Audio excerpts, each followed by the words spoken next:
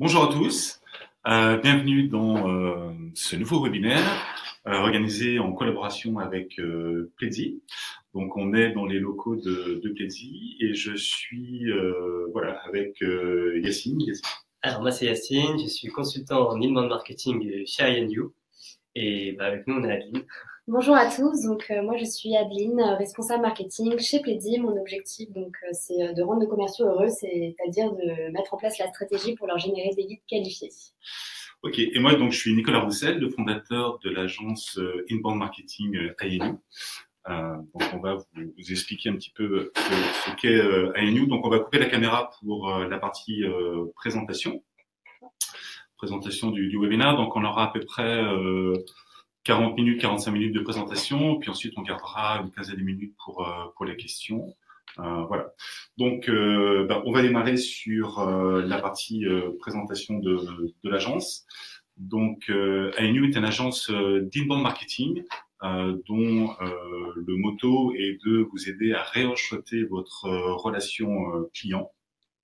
Et pour ça, on a développé un certain nombre de services. Le premier est un service d'inbound marketing, donc comment faire en sorte que le client vienne vers la marque et non plus la marque vers le client dans des stratégies classiques d'outbound marketing. On a développé des services de content marketing, c'est-à-dire qu'on fait la création de contenu, donc création d'articles et création de documents premium comme des livres blancs ou des guides. On peut vous aider aussi sur toute la partie génération de leads, que ce soit une bande marketing ou des stratégies plus classiques.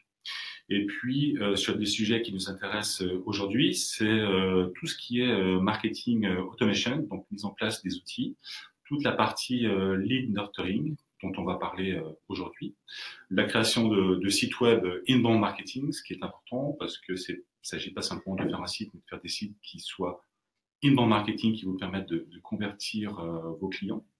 Et puis, toute la partie social selling qui, pour nous, est un peu le pendant de l'inbound marketing. C'est comment faire en sorte que sur les réseaux sociaux, des gens vous reconnaissent et viennent vers vous. Et puis, on est aussi centre de formation. Et donc là, on dispense deux types de formations.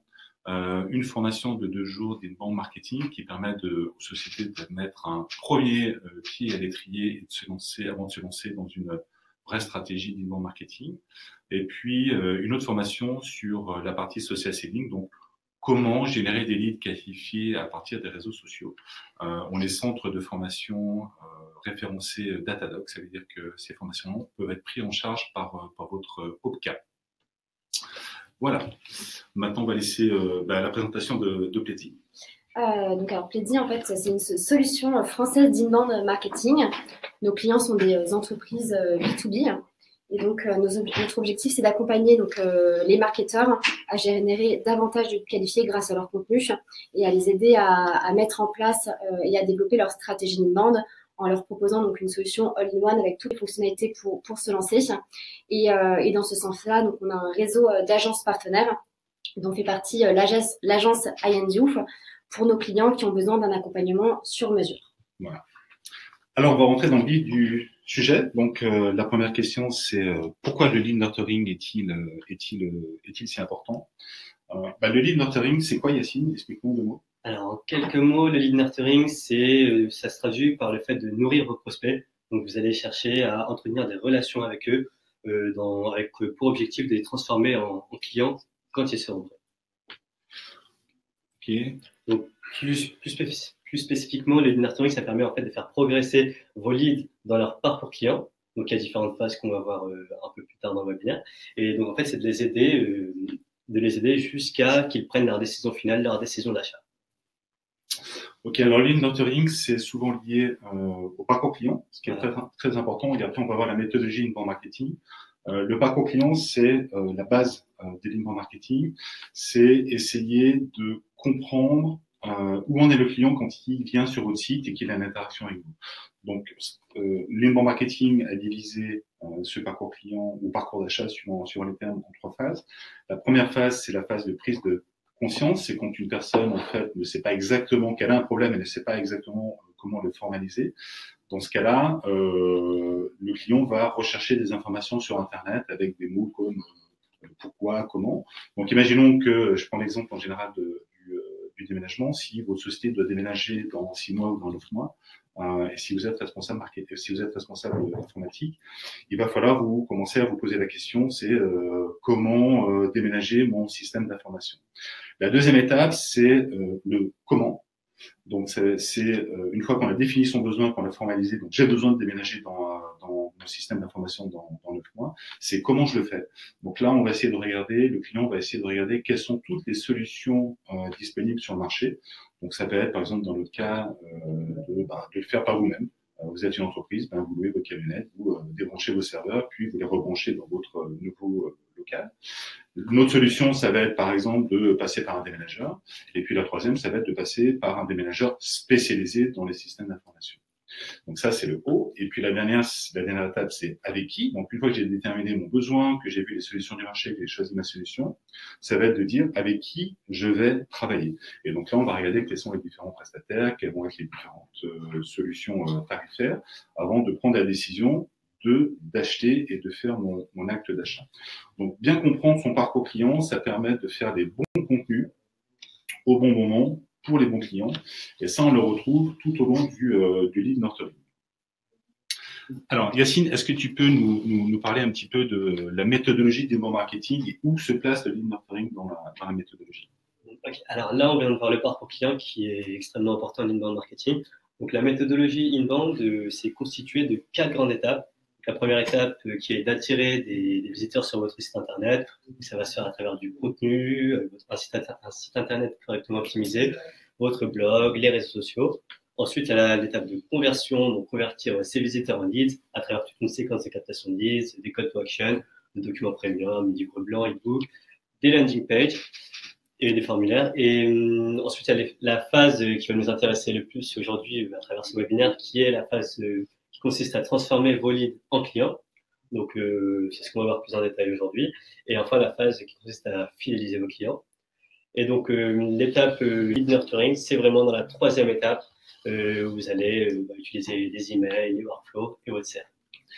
Il faut considérer le lead nurturing un peu comme une relation humaine. Quand vous rencontrez un jeune homme ou une jeune fille et que vous avez divisé un peu au début un peu sur lui, il va falloir créer la confiance. Et tout ça, ça va passer par des interactions. Un premier rendez-vous, un deuxième rendez-vous, un troisième rendez-vous, jusqu'à ce que les personnes se fassent suffisamment confiance et finalement s'engagent l'une vis-à-vis de l'autre. Le lead nurturing, c'est exactement la même chose. C'est pas parce que quelqu'un vient sur votre site et vient faire un téléchargement qui va s'engager. Bien souvent, ils sont dans des phases de awareness, donc des phases la première phase du parcours client. Et il faut quand même créer un certain nombre d'interactions. Il faut arriver à démontrer votre expertise et créer cette confiance qui va être nécessaire pour que les gens ensuite viennent travailler avec vous. Pourquoi? En fait, on s'aperçoit que 3/4 des personnes qui viennent sur vos sites et qui viennent télécharger, donc c'est ce qu'on appelle les leads, en B2B, ce sont des personnes qui ne sont pas acheteurs à l'instant T. Donc, si vous focalisez uniquement sur le quart des personnes qui viennent sur ce site et qui sont éventuellement acheteurs, donc sur cette partie-là, vous pouvez en transformer certainement une petite partie, vous passez à côté de 3/4 de votre business potentiel. Et donc, ce qui est important avec les lead nurturing, c'est de garder un lien avec ces 73% de gens qui sont venus et qui sont venus télécharger quelque chose chez vous, parce que peut-être que dans 1 mois, dans 3 mois, dans 6 mois, peut-être dans 1 an, ils seront clients chez vous. Alors, quelque chose une autre stat qui est intéressante aussi, c'est de s'apercevoir que les sociétés qui mettent en œuvre le lead nurturing sont des sociétés qui surperforment par rapport aux autres. Et on est quasiment sur 2/3 de ces sociétés-là. Donc, les sociétés qui utilisent le lead nurturing sont des sociétés, et le marketing automation sont des sociétés, en fait, qui sont plus performantes que les autres. Tout à fait. Nous, on le voit dans nos clients. Donc aujourd'hui, on a un taux de fidélisation de 90%. Nos clients qui mettent en place une solution de marketing automation sont satisfaits dans les résultats. D'ailleurs, je pense à un client, Tanguy, responsable marketing chez Momindom. En 4 mois, il a généré 1233 leads. Et en fait, sur les 1233, 260 étaient nouveaux. C'est-à-dire que les anciens, en fait, c'était une base qu'il avait. Et en fait, la mise en place de la solution de marketing automation a permis de réactiver ces gens en base. Pas mal. Ouais. Bon résultat, impressionnant. Alors, le lead nurturing s'appuie sur un certain nombre d'outils, de moyens. Yacine, est-ce que tu peux nous parler en fait des outils du lead nurturing? Alors, pour les outils du lead nurturing, on a 3 grands outils. Tout d'abord, le contenu, c'est extrêmement important. Il faut proposer du contenu pertinent pour pouvoir faire progresser vos prospects dans leur parcours d'achat. L'email, parce que c'est le canal que vous maîtrisez le mieux, que c'est le canal à travers lequel vous allez communiquer à vos prospects pour justement les faire avancer dans leur parcours client. Et enfin, le marketing automation. Et donc, pour ça, je pense qu'Adeline sera plus à même d'en parler. Tout à fait. Aujourd'hui, donc, je pense que le lead nurturing, c'est vraiment un point essentiel d'une stratégie marketing. On le voit en B2B, 57% du parcours d'achat d'un client est réalisé avant même qu'il ne parle à un commercial. Donc, si vous n'êtes pas présent pour leur apporter de la matière, du bon contenu, des conseils, des réponses à leurs problématiques, en fait, vous laissez le champ libre à vos concurrents. Et souvent, quand je parle en fait à mes homologues du marketing, on a un petit problème, c'est qu'on manque de temps et on attend que tout soit parfait. On a envie d'attendre d'avoir mis en place la stratégie parfaite pour pouvoir mettre en place le lead nurturing. Mais je pense que c'est la première erreur parce qu'en fait, vous allez mettre en place une stratégie qui va vous générer des leads. Vous allez peut-être acheter des bases de données. Et en fait, ce serait dommage de ne pas mettre en place la stratégie pour créer le lien. Donc voilà, je pense que c'est vraiment important de lancer en parallèle votre stratégie lead nurturing. Et c'est en ça aussi que une solution de marketing automation va vous aider parce qu'en fait, l'objectif, c'est de vous faire gagner du temps et de vous apporter des outils pour mettre en place sereinement ce lead nurturing. Moi, j'irais même plus loin, je dirais que c'est pas uniquement pour les prospects, donc qui vont venir sur votre site. Le lead nurturing fonctionne aussi pour vos clients sur des stratégies, par exemple, de fidélisation, ou si vous avez besoin de lancer de nouveaux produits. C'est intéressant de mettre en place du marketing automation et du lead nurturing pour essayer de transformer vos clients actuels sur des nouvelles offres ou de nouveaux produits, des nouveaux services que vous pourriez avoir. Alors, le lead nurturing s'appuie sur l'email. Et l'email, on vient d'en parler, c'est quelque chose Yacine nous en a parlé, c'est quelque chose qui est important. Pourquoi? Parce que parmi tous les canaux que vous pouvez avoir pour toucher vos prospects et vos clients, qui peuvent être par exemple le social media, qui peuvent être le télémarketing, qui peuvent être des campagnes pures d'emailing de prospection. L'email, c'est le seul canal que vous maîtrisez vraiment, que ce soit dans le message, que ce soit dans le timing et qui soit aussi dans tout ce qui est le reporting que vous pouvez avoir. Alors l'email, c'est pour ça qu'on s'appuie sur l'email sur la partie lead nurturing et l'email a pas mal de vertus. Mais il faut faire attention à ne pas abuser de ce super pouvoir.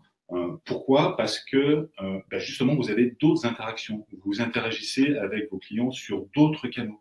Que ça peut être, que ce soit social selling, que ce soit marketing, que ce soit vos commerciaux qui appellent des prospects. Enfin, il y en a pas mal.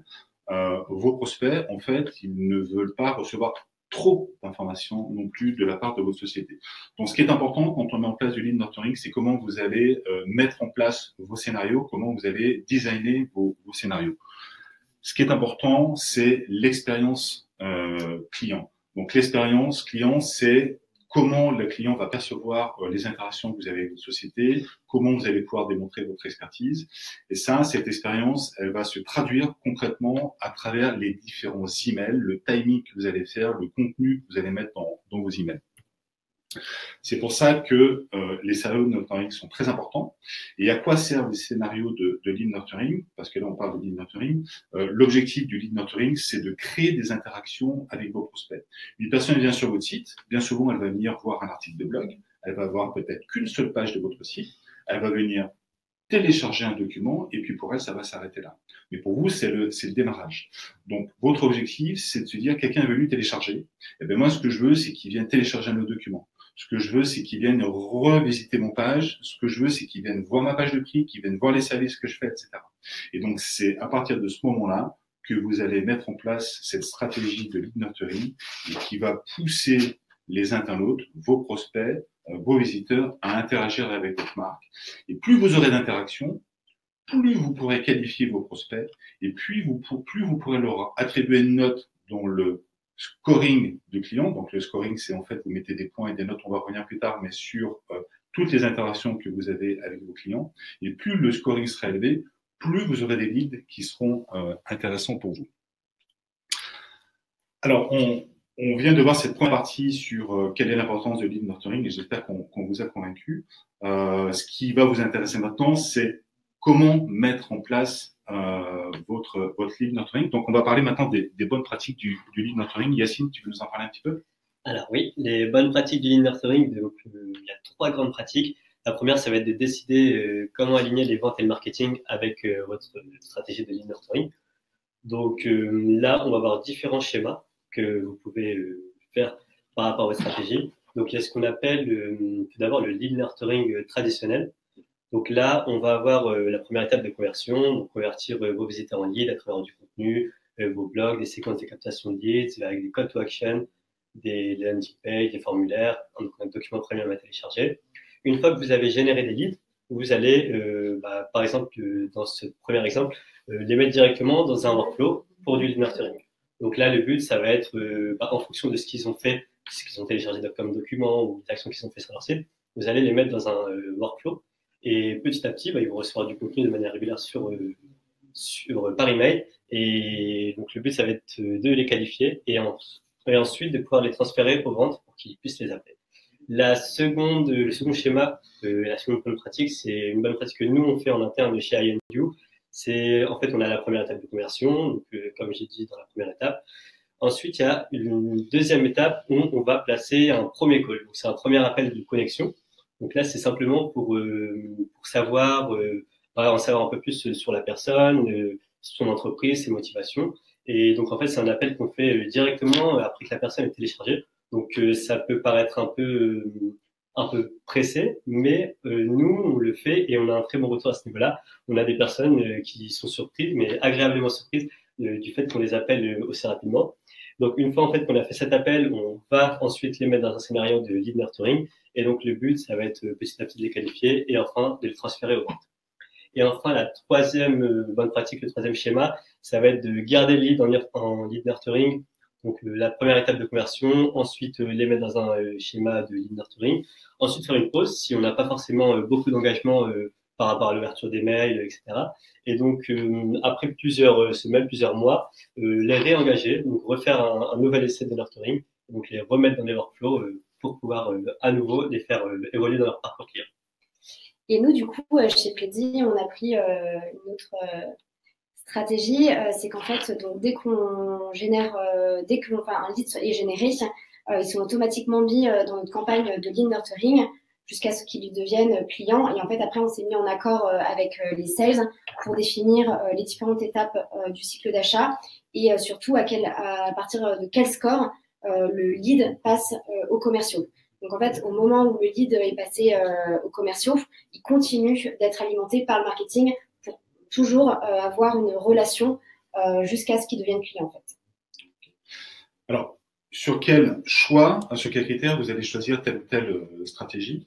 On vous a donné là des exemples de critères, notamment le nombre de leads mensuels. Il est clair que vous n'allez pas agir de la même manière si vous avez 50 leads par mois que si vous en avez 5000. Si vous avez 50 leads par mois, il y a de fortes chances que vos commerciaux puissent les appeler directement dès qu'il y a un téléchargement. Dès que vous arrivez sur des volumes de leads mensuels importants, vous ne pouvez plus les passer aux commerciaux. Vous ne pouvez plus les traiter par des humains. Vous êtes obligé de passer par des outils comme l'outil Plaidy qui va vous permettre de faire du scoring et donc de segmenter vos leads et de ne passer aux sales que les leads qui sont vraiment en phase de décision d'achat. Ça dépend aussi de vos canaux d'origine. Donc, si vous faites par exemple des campagnes d'achat de mots-clés, ça veut dire que vous avez certainement un produit à vendre, vous avez peut-être une vente saisonnière. Dans ce cas-là, peut-être que la personne qui va venir convertir sur votre site, vous allez décider de l'acheter, de l'appeler directement. La troisième, ça va être la capacité de votre force de vente à gérer les leads. On revient vers le premier critère. Il est clair que si vous avez trop de leads à gérer par rapport à votre force de vente, et bien vous allez beaucoup utiliser l'outil d'automation et de segmentation et de scoring. Si vous avez un nombre de leads peu importants, avec une équipe de vente peu importante, vous allez pouvoir les gérer humainement. Voilà. Et puis sinon, votre business model aussi, la durée du cycle de vente. Si vous avez des cycles de vente qui sont longs, bah, peut-être que ça nécessite des phases de maturation de vos clients plus longues. Et donc, vous allez choisir peut-être d'appeler la personne un petit peu plus tard dans le cycle d'achat. Donc, peu importe l'alignement que vous allez mettre en place, je pense que ce qui est important, c'est qu'il faut que ce soit construit avec le commerce. Et pour cela, pour avoir une bonne stratégie, il est important de définir quelques règles. Donc, déjà, premièrement, de parler le même langage. Définir qu'est-ce qu'un lead, qu'est-ce qu'un MQL, donc un Marketing Qualified Lead, c'est-à-dire un lead qualifié par le marketing, qu'est-ce qu'un bon lead pour un commercial, d'avoir des objectifs communs. Nous, par exemple, chez Pleddy, les objectifs marketing sont directement liés aux objectifs commerciaux. C'est-à-dire que notre objectif n'est pas de générer des leads, mais des opportunités aux commerciaux. Et enfin, le point le plus important, je pense qu'il est important d'impliquer vos commerciaux dès le début de la stratégie, parce que c'est eux, en fait, qui vont vous donner les billes pour aller dans la bonne direction. Par exemple, le cycle de vente, c'est eux qui le connaissent le mieux, qui vont pouvoir vous aiguiller pour bien définir les différentes étapes. Ensuite, il va y avoir tout ce qui est lié au contenu, aux problématiques de vos prospects. C'est eux qui sont en relation au quotidien avec eux, donc il est important de les impliquer dès le début. Et je pense que de les impliquer dès le début, ça va également faire en sorte qu'ils comprennent mieux la stratégie mise en place. Et donc, du coup, ils vont avoir tendance à partager plus vos contenus, à comprendre, on va dire, la vie d'un prospect avant qu'ils arrivent chez eux. Et donc, du coup, aligner vraiment le discours commercial en fonction de votre stratégie marketing. Nous, par exemple, chez Pleddy, on donne un accès à la solution de marketing automation aux commerciaux pour que, avant qu'ils appellent un contact, puissent avoir l'historique de ce qu'il a regardé, de ce qu'il a téléchargé, quand est-ce qu'il est venu sur le site, etc. Et avoir vraiment un discours totalement adapté et fluide. L'alignement de vente et de marketing, c'est vraiment l'ADN de l'inbound marketing. Et on essaye, quand on met en place des stratégies d'inbound marketing, d'inclure les sales le plus tôt possible, notamment dans la construction des personas. Alors, on parle en inbound marketing de personas. Donc, les personas, ça va être votre acheteur idéal. Parce que contrairement à l'inbound marketing, vous êtes capable d'acheter une base de données, de cibler exactement le poste de la personne, la taille de la société. Donc là, on est plus sur du buyer profile. Quand on crée du contenu sur Internet et qu'on essaye d'attirer des gens, vous ne savez pas, a priori, qui va venir sur votre site. Donc, vous allez essayer de réfléchir en termes de personnes, de comportements homogènes, de façon à créer du contenu pour adresser ces personnes-là. Et c'est pour ça qu'on appelle ce type de personas des personas. Et ça, il n'y a que les sales qui sont capables de vous donner un retour terrain sur quelles sont les attentes et quels sont les besoins de vos personas. Donc, l'alignement des ventes et du marketing, c'est vraiment quelque chose qui est très important à tous les stades de l'inbound marketing. Alors maintenant, on va parler peut-être de la création des scénarios de lead nurturing. Yacine, tu veux nous expliquer un petit peu comment ça fonctionne? Alors oui, pour vos scénarios, donc il y a trois principaux éléments. Donc le premier élément, ça va être la segmentation. Donc vous allez segmenter vos leads en fonction, par exemple, de leur persona, de leur entreprise, de la taille de leur entreprise. Ça peut être aussi une segmentation par rapport à leur comportement, aux actions qu'ils ont entreprises sur votre site internet. Donc voilà, il y a beaucoup d'éléments sur lesquels vous pouvez segmenter vos leads. Il y a aussi le scoring qui permet de segmenter. Ensuite, il y a l'email. Donc c'est l'élément extrêmement important pour faire du lead nurturing, puisque c'est à travers lui que vous allez, à travers du contenu pertinent envoyé par email, faire progresser vos prospects dans leur parcours client. Et enfin, les workflows. Donc ça, on va en parler plus en détail juste après. Les workflows, c'est des séquences d'emails automatisées, donc des scénarios d'emails pour faire évoluer vos prospects en fonction de ce qu'ils ont fait dès le début sur votre site. Alors, ce qui est important dans la mise en place d'une stratégie de lead nurturing, c'est où est-ce que vous voulez emmener vos prospects. On a vu la partie parcours client, donc on sait que des gens sont en phase de awareness, de considération ou de décision. Ce qui est important quand ils rentrent dans votre workflow, c'est de savoir où est-ce que vous voulez les emmener. Donc, il faut, pour chaque scénario de lead nurturing, définir un objectif. Donc, sur des exemples d'objectifs, ça peut être par exemple la participation au webinaire. Donc, nous, quand on a mis en place nos scénarios pour vous faire venir à ce webinaire, on sait fixer un objectif de nombre de participants. Ça peut être, par exemple, aussi le téléchargement d'un e-book, d'un guide, d'un coupon de réduction, etc. Ça peut être aussi la consultation d'une page spécifique sur votre site. Vous pouvez par exemple décider de dire, OK, ben moi, ce que je veux, in fine, c'est que les gens viennent voir la page de mes prix ou la page de mes services. Ça peut être aussi la demande de consultation d'un audit marketing, par exemple. C'est des choses qu'on fait aussi. Ça peut être aussi des cas clients ou démarrer un essai gratuit. Alors, comment créer concrètement son premier workflow? Nous, notre conseil, c'est de ne pas partir directement dans l'outil et c'est de prendre un petit peu de recul et de se dire, ben, finalement, quel est mon objectif? Qu'est-ce que je vais faire? Combien je vais faire d'emails? À quel délai je vais les envoyer? Donc ça, vous prenez un tableau, prenez une feuille de papier, vous vous mettez à plusieurs, vous faites tout seul, et puis vous allez commencer à dessiner votre workflow. Voilà. Donc nous, notre conseil, c'est d'abord de faire une représentation graphique simple de votre workflow, et puis ensuite de se dire, ben, finalement, combien je vais envoyer d'emails. Au niveau des envois d'emails, nous, on recommande d'envoyer 3 ou 4 emails. Alors, quand vous en envoyez seulement 1 ou 2, on estime que c'est pas assez. Vous n'allez pas avoir de résultats. Et 5 ou 6, c'est peut-être trop long. Donc, vraiment, nous, ce qu'on recommande, c'est d'envoyer entre 3 et 4 emails.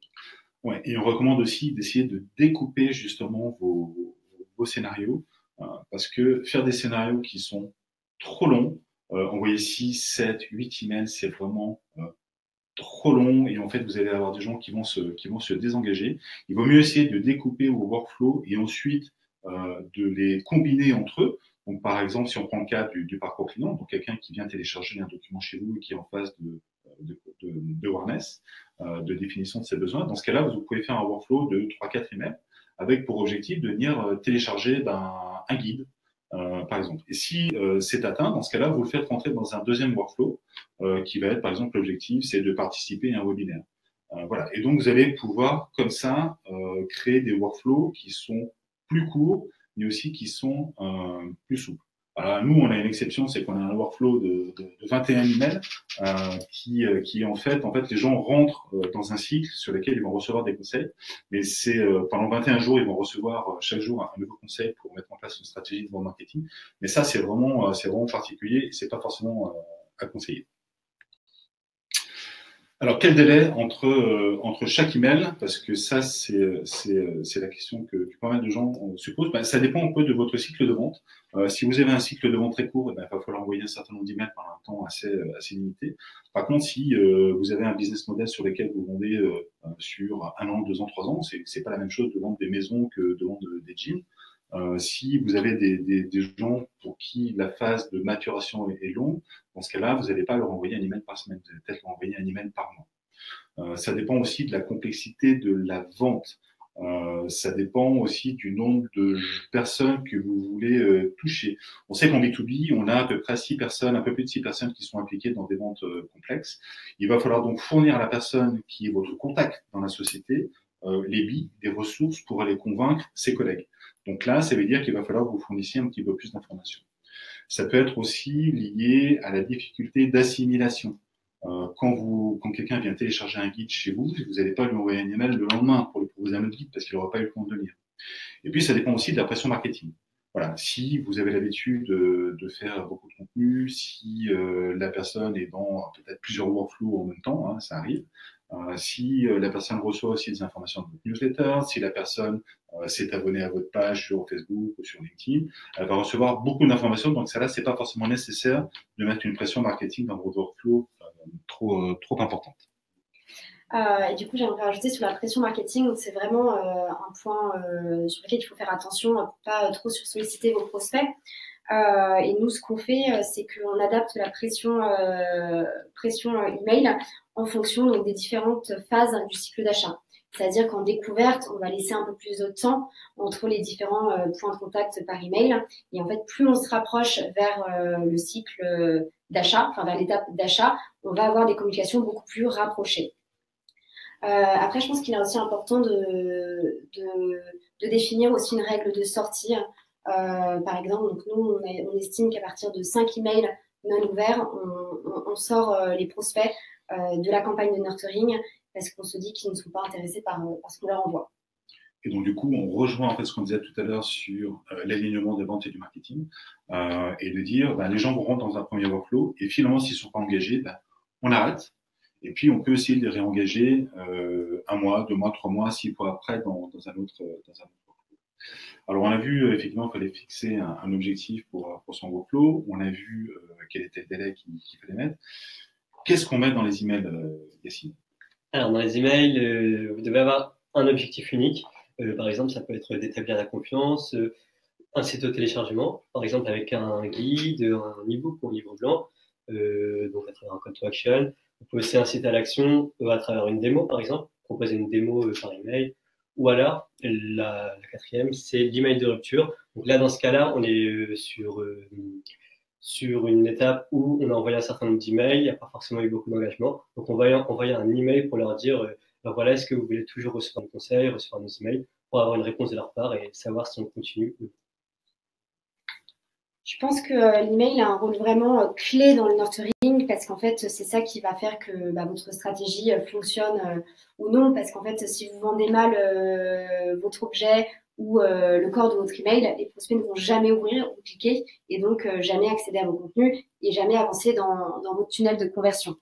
Donc, je voulais parler de quelques petites bonnes pratiques de l'email, en tout cas que nous on a observé chez Pleddy, parce que c'est des conseils qu'on nous demande en tant que prospect, mais également en tant que client quand les responsables marketing rejoignent Pleddy. Je pense qu'il est important de mettre de l'humain dans cet email automatisé. Et pour cela, donc moi j'aime bien mettre mon nom, mon prénom et mon adresse email. Et je vois que ça plaît parce que j'ai souvent des retours prospects pour me faire part de commentaires sur un contenu ou alors pour me poser des questions. Dans ce sens-là aussi, mettre des éléments de personnalisation. Par exemple, nous, l'un des champs obligatoires dans un formulaire, c'est le prénom, parce qu'on aime bien rajouter ce champ dans un email pour montrer que c'est vraiment one-to-one. Et puis après, donc il y a les bonnes pratiques, c'est-à-dire mettre en avant les bénéfices du contenu. Qu'est-ce que le contenu va apporter aux prospects qui vont cliquer sur cet email. Et puis après, il va y avoir par exemple la statistique qui marche très bien parce que ça rassure, ça donne envie d'aller plus loin. Et puis bien évidemment, avoir un call to action clair. Ne mettez pas trop de liens dans votre email parce que sinon les gens ne vont pas cliquer. Et nous, en fait, on a remarqué que ces quelques bonnes pratiques fonctionnent plutôt bien. Par exemple, pour cet email que je crois pousser le livre blanc, pourquoi s'équiper d'une solution de marketing automation? On a eu plutôt de bons résultats. On avait 40% d'ouverture et 5% de clics. Super bon résultat. Et effectivement, un seul objectif par email, c'est-à-dire un call to action par email. Il faut que la personne ne pose pas la question de savoir est-ce qu'elle va faire telle action ou telle action. Elle a une action à faire, elle clique sur call to action. Et voilà. Alors, une des choses dans les bonnes pratiques aussi du lead nurturing, c'est de regarder quels sont les comportements de vos prospects. Et là, Pleddy a une offre hyper intéressante justement avec leur scénario intelligent. Donc, en fonction du comportement, qu'est-ce que c'est que l'email comportemental? L'email comportemental, en fait, c'est regarder ce que font les gens sur votre site et en fonction des interactions qu'ils peuvent avoir, leur envoyer le bon email au bon moment. Donc, pour ça, qu'est-ce qu'il faut? Il faut mettre un outil de tracking. Donc, vous allez mettre un petit bout de script sur votre site. Il faut aussi un outil qui permet de le faire. Hein, ça, vous pouvez pas le faire sans outil. Donc, Pleddy est un des outils qui permet de faire ça.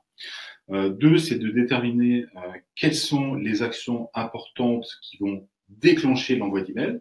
Donc, ça peut être un téléchargement, ça peut être par exemple la visite d'une page, mais ça peut être aussi le fait que les gens ne viennent pas sur votre site pendant un certain temps. Et ça, à partir de là, vous allez démarrer la conversation avec votre utilisateur. Alors, parmi les exemples d'emails comportementaux, vous avez effectivement la complétion d'un formulaire. Donc, quand quelqu'un vient remplir un formulaire et télécharger un document sur votre site. La deuxième, ça peut être par exemple la visite d'un cas client, la visite d'une page de cas client, une page de prix ou un service spécifique.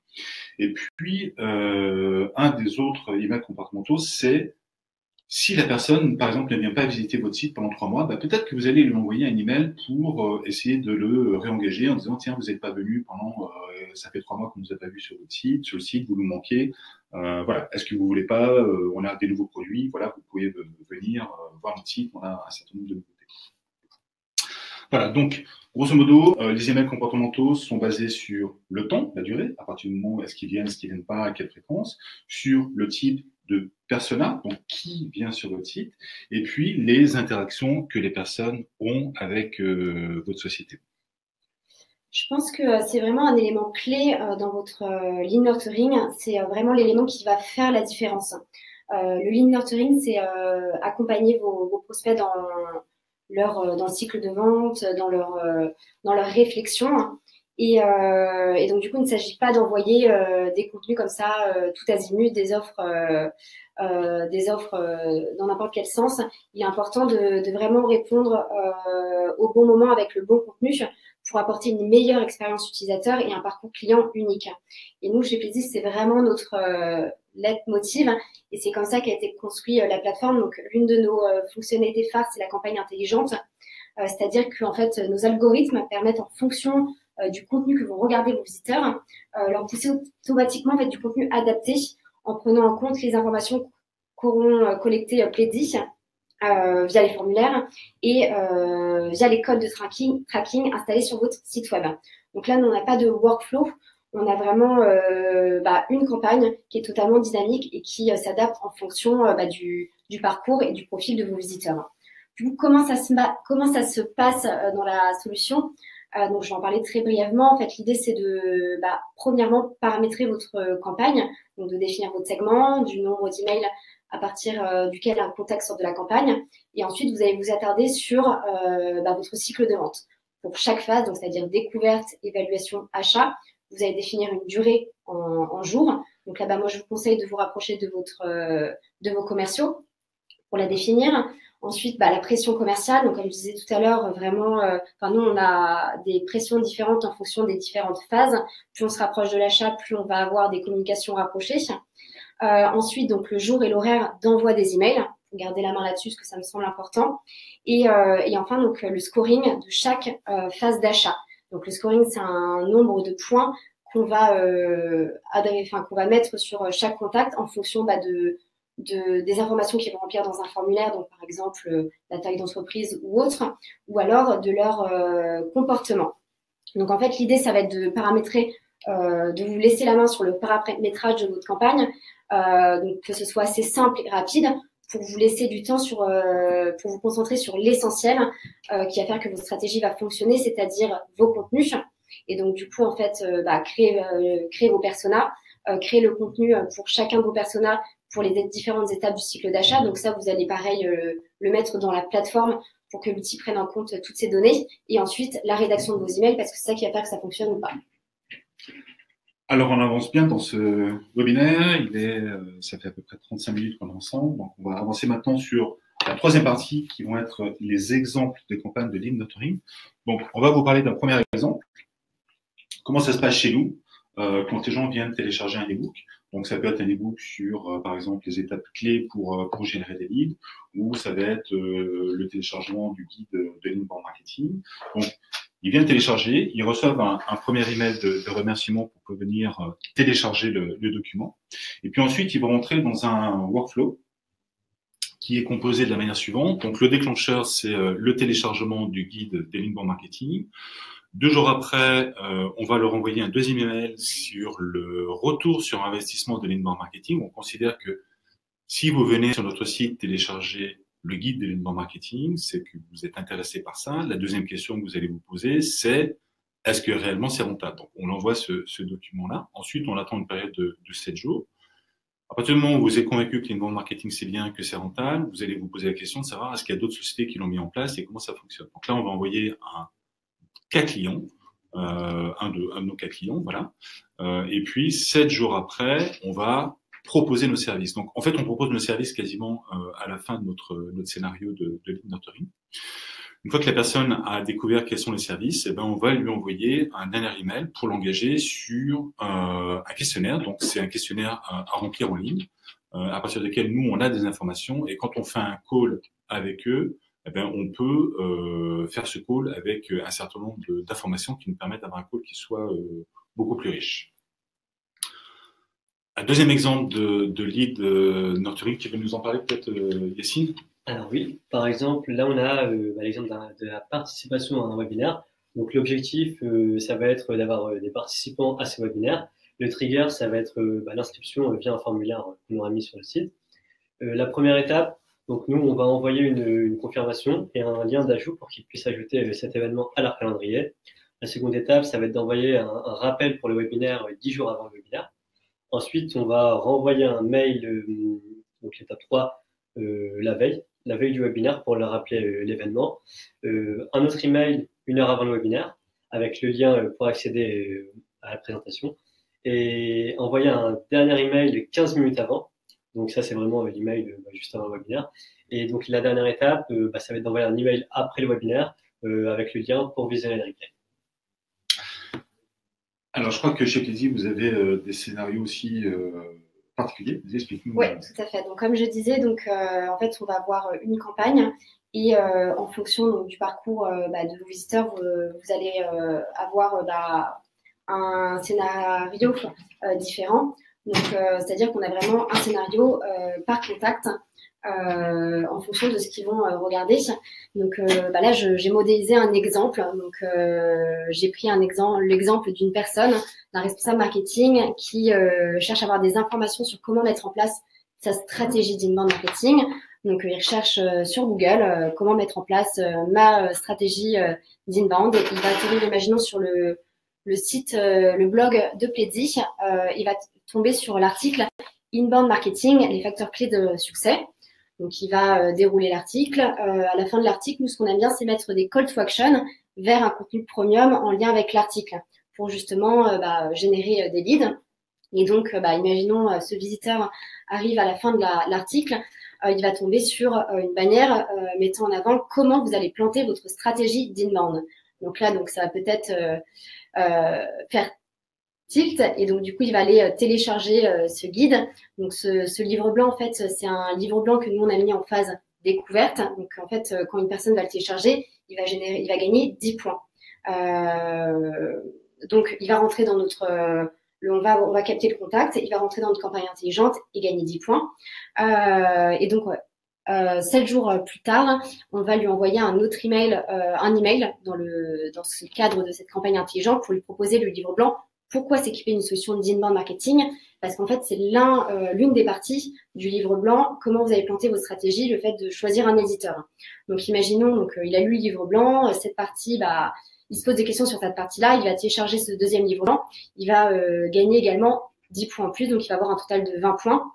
Il va passer à l'étape suivante, c'est-à-dire la phase évaluation. Donc voilà, il continue son chemin. Imaginons quelques jours après, donc 3 jours, il retourne sur le site et il télécharge comment bien choisir sa solution de marketing automation.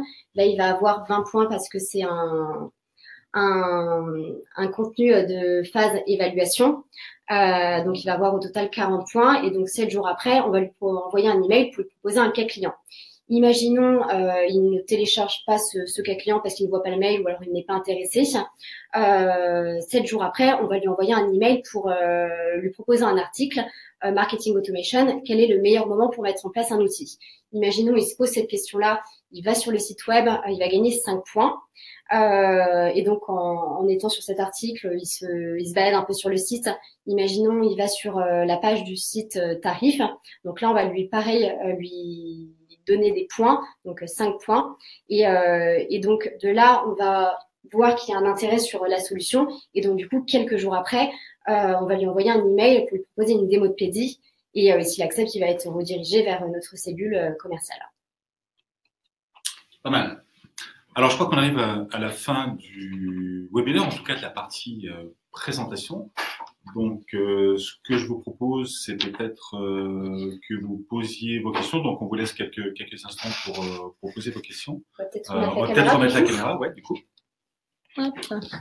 Alors, parmi les questions que nous rencontrons avec nos prospects, c'est comment mettre en place une stratégie de lead nurturing.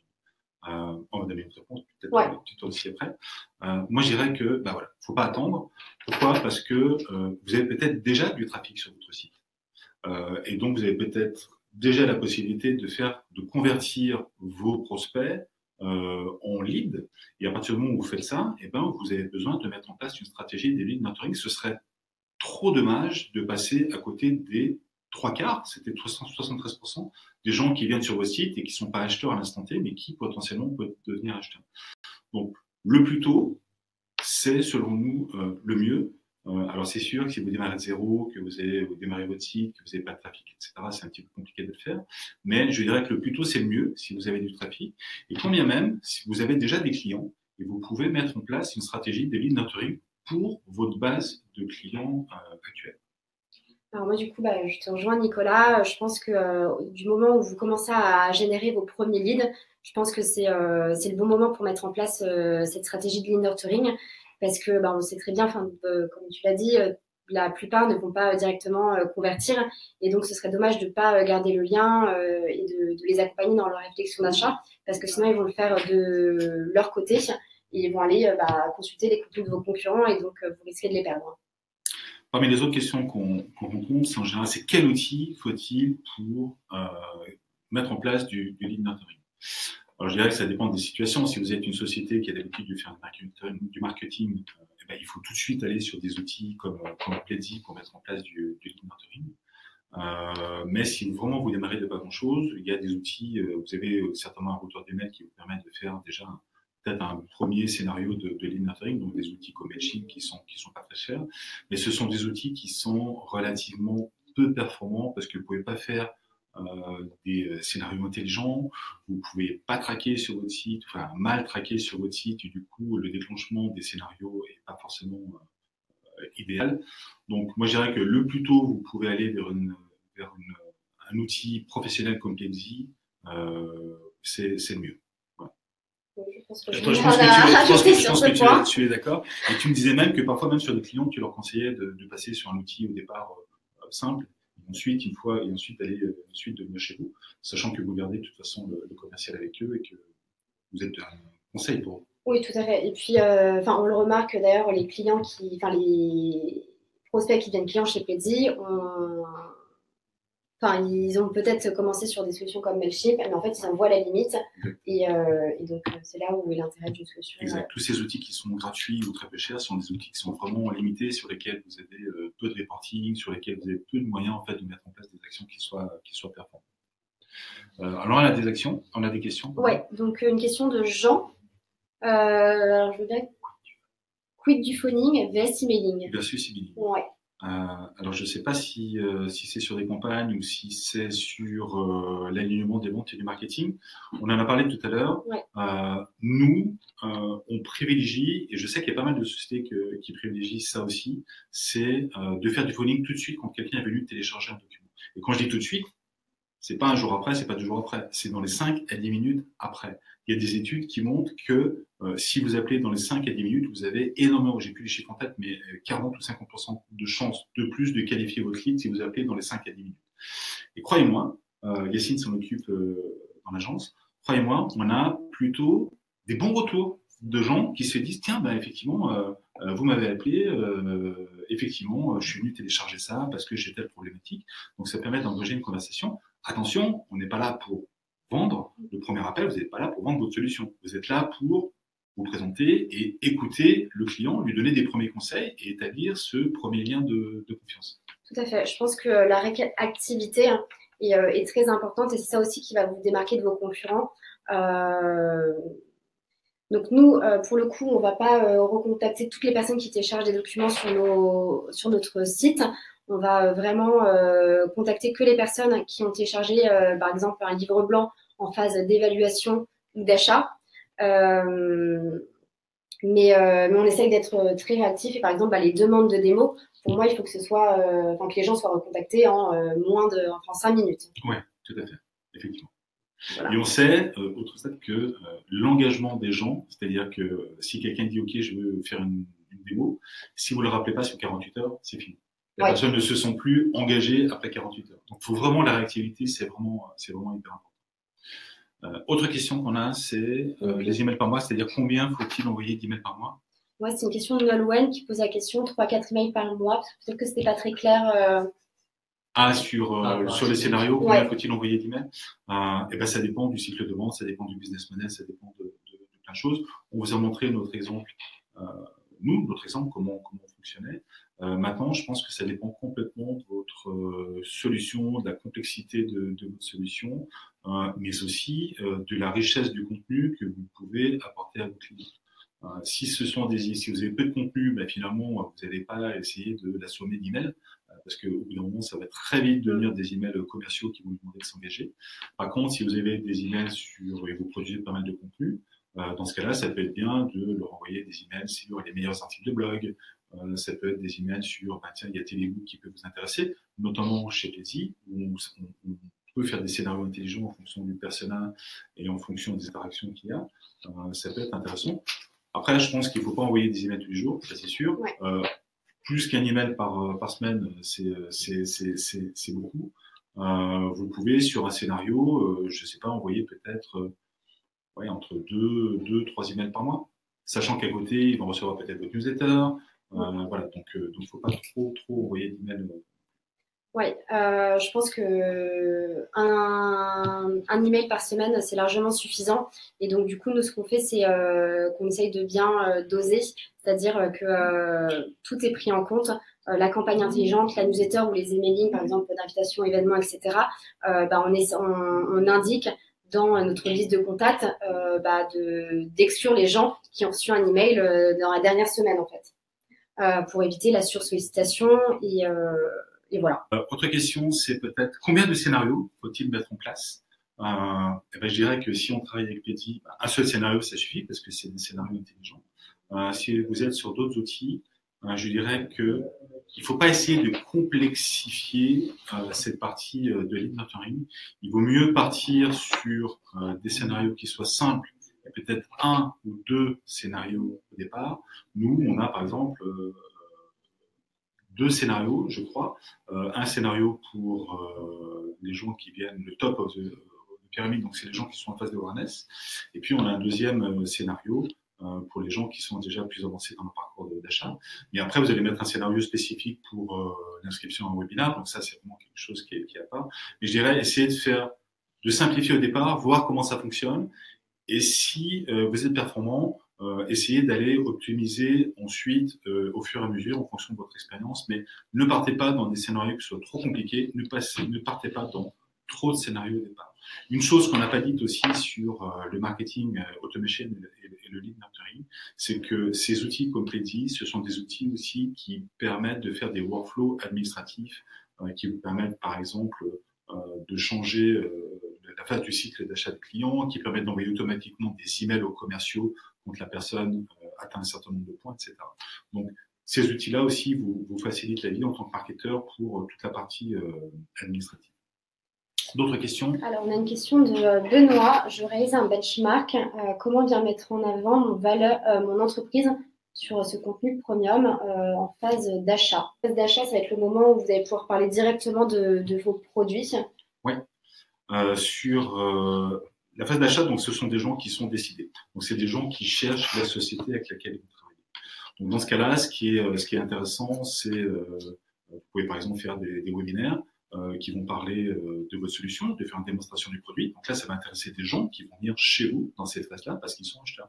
Si vous vendez, j'en sais rien, demain des assurances, peut-être que en B2B, peut-être que les gens vont être intéressés par des cas clients qui vont leur expliquer, peut-être une interview d'un client qui va venir avec vous faire ce webinaire.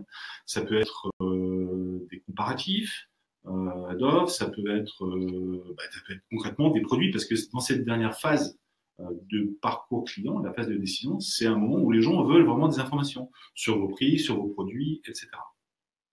Donc voilà. On a d'autres questions.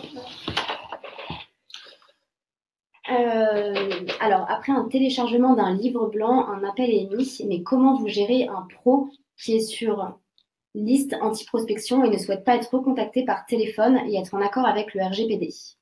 Vos appels ne sont pas systématiquement. Vous faites un contrôle sur le droit à le contacter. Ok, donc là on est sur la notion de RGPD. Ouais. Eh bien, si vous êtes en conformité avec le RGPD, vous avez notamment dans votre outil, un moment où vous allez segmenter ces clients-là qui ne veulent plus recevoir d'emails. Donc, vous avez des liens de désabonnement dans vos emails qui font que les personnes ne vont plus recevoir ces informations. Si la personne s'est désabonnée de vos emails et que vous voulez quand même mettre en place une campagne de télémarketing, je crois que le RGPD, le télémarketing ne rentre pas dans ces notions de RGPD qui sont liées à l'envoi emails, notamment. Donc, je crois que vous pouvez quand même, à partir d'une base de données, faire des appels sortants. Donc, vous pouvez contacter ces personnes. Mais enfin, toujours dans l'expérience client, si la personne est venue télécharger, ne veut plus recevoir vos emails, je vois pas trop l'intérêt de le contacter derrière en télémarketing, parce que vous allez faire que avoir une expérience client avec votre société qui va être franchement négative, sachant que ces personnes, si vraiment elles vont rentrer en contact avec vous, elle aura toujours les réseaux sociaux, elle peut toujours venir se réabonner. Autre question qu'on a souvent, c'est est-ce qu'il faut mieux le faire en interne ou est-ce qu'il vaut mieux le faire en externe, c'est-à-dire passer par une agence? On n'est pas passé parce qu'on est une agence, mais je vous dirais que ça dépend de votre maturité en termes de société. Si vous êtes une grosse société, que vous avez des gens en marketing qui sont spécialisés, vous pouvez le faire en interne. Et donc là, vous achetez votre outil directement auprès des éditeurs, et puis vous avez votre onboarding, et puis vous le faites vous-même. Ce qu'on s'aperçoit quand même, c'est que sur des sociétés qui sont des PME, donc pas des sociétés qui comptent 3, 4, 5 000 personnes, mais sur des sociétés de 100, 200, 300, 400 personnes, et en dessous, on n'a souvent pas les compétences et on n'a souvent pas le recul. Et on est bien souvent tenté de faire beaucoup d'emails qui sont commerciaux. Donc c'est bien de passer par des gens qui ont des bonnes pratiques, qui ont des expériences d'autres clients et qui sont capables de vous guider et vous dire, ben voilà, si tu fais tel scénario, si on met en place tel scénario, ben finalement, on risque de pas atteindre notre objectif, ou là, tu fais trop de scénarios, ou les emails que tu mets, finalement, t'envoies beaucoup d'emails, mais tu mets pas d'objectif. Voilà. Et puis, donc, moi, je dirais, passer par une agence qui maîtrise l'outil, ça, c'est important. Parce que si vous vous lancez dans l'e-nurturing, vous allez voir que l'outil prend une place très importante et que si on ne maîtrise pas l'outil, donc finalement, on perd ce temps. Et puis, on risque de faire des grosses erreurs. Hein. C'est assez facile quand on met en place des workflows de faire des bêtises. Voilà. Donc, de renvoyer le même email à deux personnes ou que les personnes soient en même temps dans deux workflows en parallèle. Donc là, ça veut dire qu'il va recevoir un email, deux emails, trois emails, quatre emails par semaine. Donc voilà. Donc c'est toujours intéressant de passer par une agence, sachant qu'une agence, elle ne va pas venir spécialement que sur cette partie de l'e-nurturing, mais qu'elle va vous accompagner sur toutes vos stratégies, sur vos personas, sur quels sont leurs besoins, quelle stratégie de contenu il faut mettre en place, quel outil il faut choisir, quelles sont les bonnes pratiques en termes de conversion, etc. etc. Donc, une agence, elle est vraiment là pour vous accompagner. Tout à fait. Je rajouterais, donc, nous, chez Pledzi, donc, la majorité de nos clients sont des PME. Et on voit, donc, ça dépend vraiment de la maturité et le dimensionnement de votre équipe marketing. On a donc de nombreux clients qui choisissent d'être accompagnés par une agence pour avoir justement tous ces conseils sur toute la stratégie, donc que ce soit persona, contenu et mise en place du lead-nurturing. L'inbound marketing, c'est une particularité, c'est que vous voyez les résultats de l'inbound marketing simplement plusieurs mois après la mise en place de votre stratégie. Parfois 3, 4, 5, 6 mois, voire un an. Donc, investir dans l'inbound marketing sans être accompagné de gens qui savent comment ça se passe, qui ont déjà eu des benchmarks, qui voient comment ça se passe, c'est prendre le risque de se dire, ben, finalement, j'ai investi pendant 6 mois ou un an dans l'inbound marketing, dans du contenu, dont j'ai acheté un outil et j'ai pas de résultat. Donc parfois, c'est plus intéressant, c'est même souvent plus intéressant de passer par une agence qui, certes, ça vous coûte un petit peu d'argent, mais au moins, ça vous assure d'avoir un ROI sur vos campagnes au bout de quelques mois. Est-ce qu'on a d'autres questions? Alors, on a une question de Vincent. J'ai 8 langues dans mon système. Est-ce que Pledzi peut gérer? Alors, il me semble qu'on peut gérer 4 langues. Après, pour des besoins spécifiques, n'hésitez pas à nous contacter. Autre question? Alors,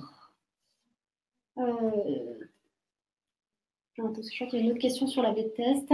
Faites-vous de l'A/B test sur vos campagnes inbound et si oui, sur quels éléments? Alors oui, on peut en faire, sachant que faire de l'A/B test, ça nécessite en général d'avoir un certain volume d'envoi. Donc on passe par des tests de qui 2, etc. quand on envoie des emails, donc c'est des trucs un peu techniques. Ça se fait beaucoup sur les campagnes d'envoi d'emails, de prospection. Sur les campagnes de lead nurturing, oui, on peut le faire. Alors je sais pas si vous le faites pas, ça c'est de l'A/B test. Il y a des outils qui permettent en tout cas de Ouais. le faire. Nous, on n'a pas de fonctionnalité pour l'A/B testing. Déjà, je trouve que faire des tests, tester plein de choses dans un premier temps et ensuite passer à l'A/B test. Et vous avez quelque chose qui est intéressant, ce sont les scénarios intelligents. Parce qu'on n'a pas forcément d'autres éditeurs. Les autres éditeurs vont vous dire, effectivement, vous allez essayer de placer tel type de contenu si la personne a fait telle action, etc. C'est bien, ça vous permet d'optimiser cette étape spécifique du workflow. Donc oui, faire de l'A/B testing là, c'est intéressant, parce que vous allez mettre votre call to action bleu, vert, jaune, rouge, etc. C'est pas mal, ça vous permet d'optimiser. Mais il faut garder en mémoire que ce qui est intéressant, c'est l'expérience client, c'est votre scénario. Et si vous avez un scénario qui est intelligent, comme avec Plaidy, c'est top. Ouais. C'est ce qu'il y a de mieux. Alors, je vois que vous utilisez Drift. Est-ce que c'est couplé à l'outil Plaidy? Alors oui, donc on utilise Drift en chat sur le site. Aujourd'hui, en fait, moi, je l'ai installé justement pour faire du test, voir si ça nous générait des leads. Donc, en fait, je suis vraiment à la phase test. Je ne l'ai pas encore couplé, ou en tout cas, je n'ai pas cherché à le coupler avec Plaidy aujourd'hui. Mais il faudrait que je regarde ça. Des bons résultats? Oui, ouais, on a des gens qui en fait se posent des questions, ils vont pas aller soumettre un formulaire. Généralement, en fait, les gens qui posent des questions sur le chat ont un intérêt beaucoup plus important et on a un très beau taux de conversion via un chat en ligne comme ça. Sachant qu'on est au début et que bientôt c'est des petits robots. Je ne sais pas si vous avez vu que Google avait lancé son robot qui appelle même en intelligence artificielle. Ça, c'était vraiment intéressant. On est vraiment au début. On est sur des périodes de test. Nous aussi, on a installé Drift. Alors, pour l'instant, on n'a pas beaucoup de résultats. Ouais. On ne voit pas grand-chose. Je sais que c'est couplé à notre outil qu'on utilise en interne. Mais c'est une façon de toucher vos prospects d'une autre manière. Tout à fait. Et c'est moins intrusif qu'un coup de fil. Ouais. C'est peut-être aussi moins intrusif c'est peut-être moins engageant qu'un téléchargement sur le site où vous savez que vous allez laisser votre adresse email, etc., que derrière vous allez recevoir un workflow, etc. Drift peut être une bonne solution et ça peut éventuellement, dans l'avenir, déclencher effectivement, pourquoi pas, un scénario de ligne. Tout à fait. En tout cas, moi, par exemple, sur Drift, c'est moi qui suis derrière qui répond. Et du coup, du côté marketing, je trouve ça très intéressant parce qu'en fait, on a des questions vraiment très précises sur des besoins et des problématiques spécifiques. Et en fait, donc, du coup, moi, ça me donne plein de matière pour ajuster mon planning éditorial et proposer des contenus totalement adaptés aux problématiques de mes prospects. Exact. On va peut-être arrêter parce que maintenant, ça fait un peu plus d'une heure qu'on est ensemble. C'était franchement un plaisir d'être avec toi, Aline, aujourd'hui. Plaisir partagé. Voilà, pour ce webinaire. Et avec toi, Yacine. Voilà, on vous donne rendez-vous pour un prochain webinaire. En général, nous, on essaie de faire un webinaire à peu près une fois par mois. Vous pouvez aller sur notre site, sur la partie ressources, vous avez tous les webinaires qu'on a mis en ligne. Voilà, chez vous, si je crois que vous avez enregistré vos webinaires. Tout à fait. Et on en aura un prochain, le mois prochain également, avec Benoît qui est dans les backstage aujourd'hui, sur la thématique comment vous allez planter votre stratégie d'inbound. Donc, on va vous expliquer comment on a mis en place cette stratégie de contenu. Super. Merci à tous. Merci. À bientôt. Et puis, n'hésitez pas à nous contacter, que ce soit Plaidy, Aline ou les commerciaux chez eux, ou que ce soit nous si vous avez besoin de conseils sur savoir comment mettre en place une stratégie d'inbound marketing, le marketing automation ou le lead nurturing. Voilà. À très bientôt. Au revoir. Au revoir.